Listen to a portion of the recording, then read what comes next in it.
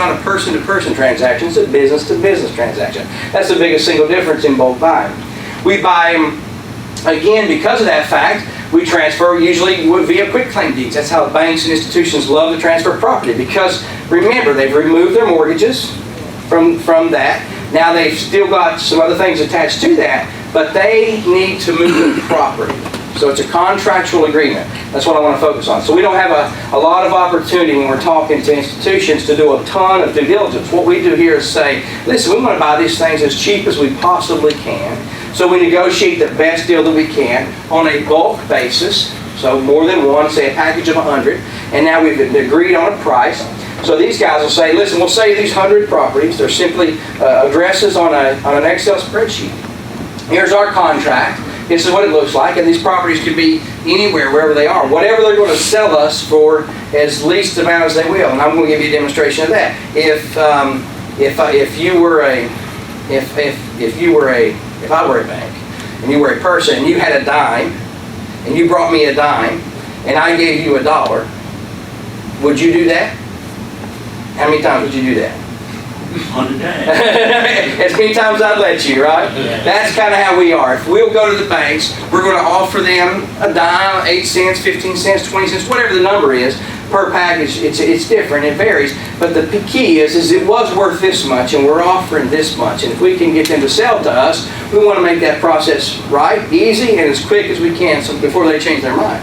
So what we do is we agree on a price, regardless of where they are, what condition they're in. We're not interested in all that because it's a product. We're buying contractually. We're all about price, trying to get that best price in the beginning going in. So it's a same-day transaction most of the time. Some days I get some transactions I get 2 days. Some transactions I get 1 hour. You want them? Here they are. Here's the price. And it's so great. You better have cash. You got to wire your funds. So they send over a contract. We execute the contract. They execute the contract. We wire out our funds. We're now in contract with paid consideration. They own them. They're going to give them to us via quitclaim deed. And now they simply want to know the vesting information. They want to know, what name do you want this stuff you just bought placed in? We got a contract. Our company, their company. We agreed on the price. We talked about what it was. We agreed on the price for what we're getting. And we also paid them. And now we've executed the contract. Now they've got these quitclaim deeds. And they simply say, what name do you want us to put it in? That's how it works. So now we're asking them, we send back our vesting information and say, if we bought 100 properties under this example, we're going to send back, we do it this way. We establish land trusts for every single property that we own. So we start a land trust. So in this case, we would start 100 land trusts. And we'd place each property in its own individual land trust. The reason we do that is to help us limit our liability. It creates anonymity. And because of the speed in which these transactions happen, we don't have time to bind them with insurance and do all this stuff. We want to help to limit that liability. And always the best limit of your liability is always privacy. Always. It's just one step above insurance. Privacy. If no one knows, basically, no one can sue. Right? Right? You guys with me? All right. So we then assign each one of these properties to its own individual land trust. We hold that beneficial land trust in an LLC. So we're going to establish the land trust. And let me tell you about land trust real quick. Does everybody know about land trust? Some of you know. It's simply a way to, in the real estate market, to industry, to transfer property from one place to another. So what you're doing is the bank would take it from the bank and place it into the name of a land trust. A land trust is simply documentation, the trust itself. There's a third-party trustee that's appointed, and the trustee tells it does whatever they're told to do by the beneficial interest holder, the person that owns the interest in the trust. So you've got 3 components: the trust, the trustee, and the beneficial interest holder.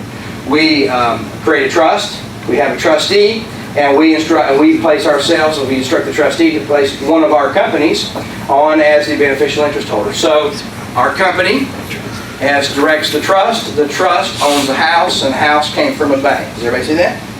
That's how the process works in real life. And again, we don't get a lot of time for title searches and insurance and due diligence because we're not taking that time to, if they're going to sell it to us, we're going to buy it as quickly as we can because it's all about us, the deal. That's the bulk buying process, a little different. So now we've got these houses. I hope now you've seen the process of how it's possible. They really exist. And now we, Pinnacle, have these properties. So what do we want to do with them? Sell them, just like the bank, for as quick as we can, for as much as we can. Is that correct? Absolutely. So we start to do that. And here's what we've just determined. Just same way you would eat that elephant, gray elephant from Denmark, one bite at a time, you might have heard that. We had to establish a time-tested, proven system to help us sell these properties because they are not traditional real estate. They are not traditional real estate. Okay, this is not, again, a person-to-person.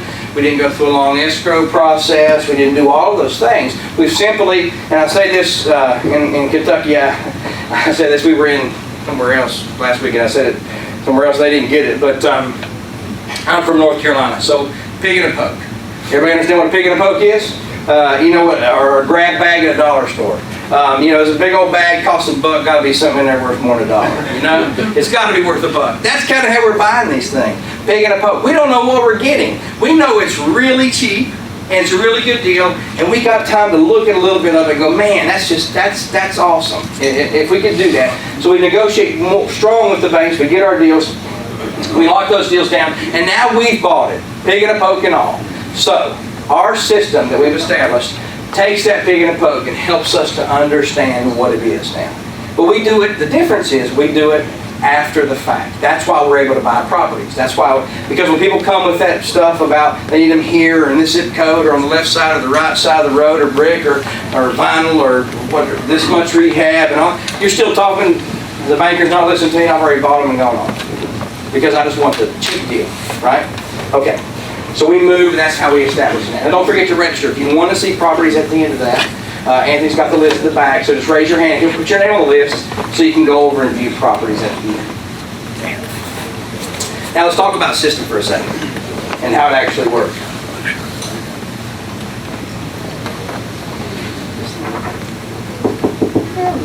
Kind of? All right, I'll be more smart. Okay. So gathering data and information. Now we've bought this pig and a poke. Don't you think the prudent thing to do is to figure out what we got? You know, it's fun. It used to be when we did it. We've done so much, you kind of lose that. But you guys don't. It'll be the first time probably you've ever done it. So you're going to see a list of stuff and you're like, I want to pick, because that's the fun part. That's really the funnest part of the job in the beginning. You bought this stuff and now you want to go tearing through it and see what you got. You got some great stuff and you got some junky stuff and you got some stuff in the middle you can do something with. That's usually what we end up with. So, but we need to figure that out. Don't you agree? Don't you agree? Yeah? All right. Man, you guys are, it's not that late.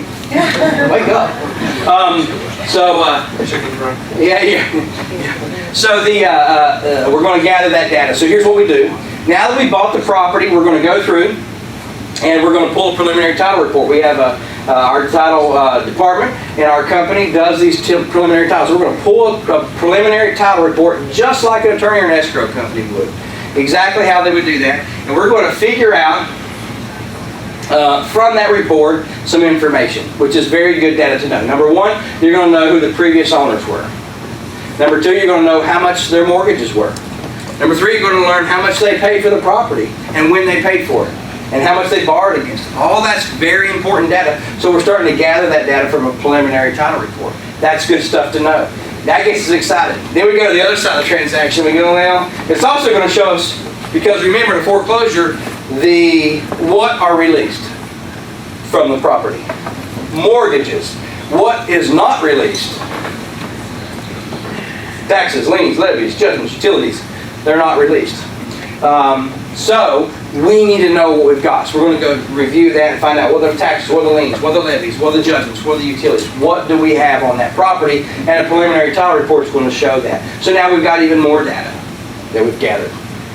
We're also going to do a home inspection. You know, it's real important for us as a company, just like you would think it is for you, we've got to get the property, right? You can't buy this stuff and not go look at it. We bought it, pig and a poke. We've never been there. We didn't do any due diligence. We just bought it really cheap. So now we've gathered information from a preliminary title report. Now, the next thing we're going to do is we're going to actually go to the property, put our feet in every single door. So we have home inspection teams that travel around the country. They go to every door we buy. They do a 21-point home inspection. They take interior and exterior photos of the property. They secure the property with a lockbox. they secure it, they place a lockbox on the property. They also post a for sale sign on the property. So all of that information